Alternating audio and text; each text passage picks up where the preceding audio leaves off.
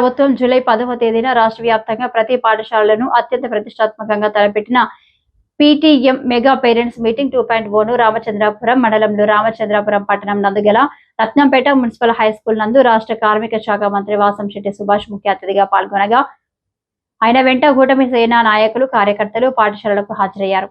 విశిష్ట అతిథులుగా RDO D Akhila, Janasena party incharge Chandrasekhar, municipal chairperson Gadamsetti Sridevi హాజరయ్యారు. ఈ పేరెంట్స్ మీటింగ్ కి భారీ సంఖ్యలో తల్లిదండ్రులు వచ్చేసి తమ పిల్లల ఉన్నతి అభివృద్ధుల గురించి సమీక్షించారు. ఈ సందర్భంగా జరిగిన మహాసభకు రత్నంపేట మున్సిపల్ హై స్కూల్ పూర్వ విద్యార్థులుగా ఉన్న తల్లిదండ్రులు, పలువురు అధికారులు, వివిధ రాజకీయ నాయకులు, పట్టణ యువత అధిక సంఖ్యలో తరలివచ్చారు. సమావేశంలో రత్నంపేట మున్సిపల్ హై స్కూల్ ప్రధానోపాధ్యాయులు విత్తనాలు సుబ్బారావు, మేడిపిష్టి శేషారావు, కంచుమర్తి బాబురావు, కౌన్సిలర్ అంకం శ్రీనివాసరావు, ఇతర ఉపాధ్యాయులు అధిక సంఖ్యలో కూటమి నాయకులు పాల్గొని విజయవంతం చేశారు. The Talliki Vandanam scheme 2025. Talliki Vandanam means salutation to the mother.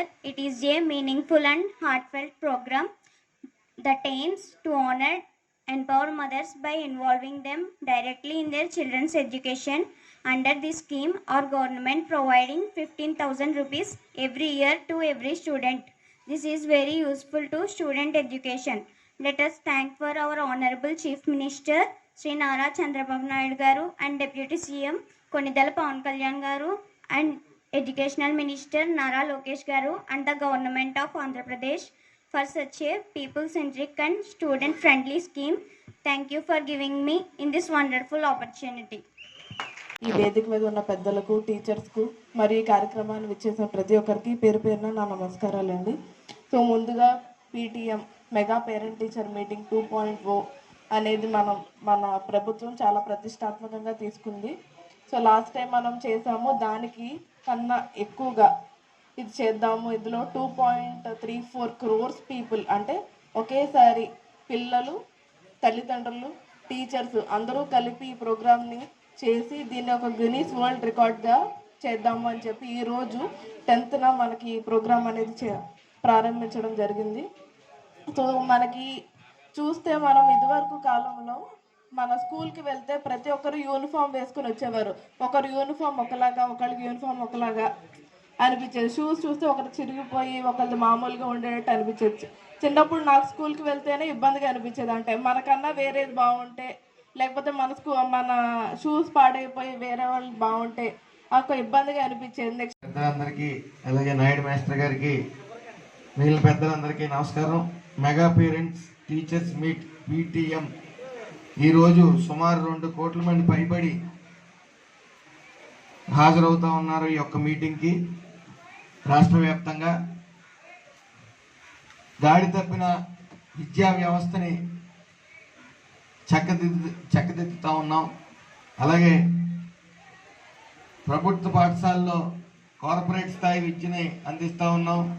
ఈరోజు సరికొత్త రికార్డు దిశగా ఈ యొక్క పీటీఎం మీటింగ్కి హాజరవుతూ ఉన్నారు. ఇటు సుమారు 74,96,228 మంది విద్యార్థులు, అలాగే 3,32,770 మంది ఉపాధ్యాయులు, 1,49,92,456 మంది తల్లిదండ్రులు, మొత్తం వెరసి 2.28 కోట్ల మంది ఈ యొక్క కార్యక్రమానికి భాగస్వాములు కానున్నారు.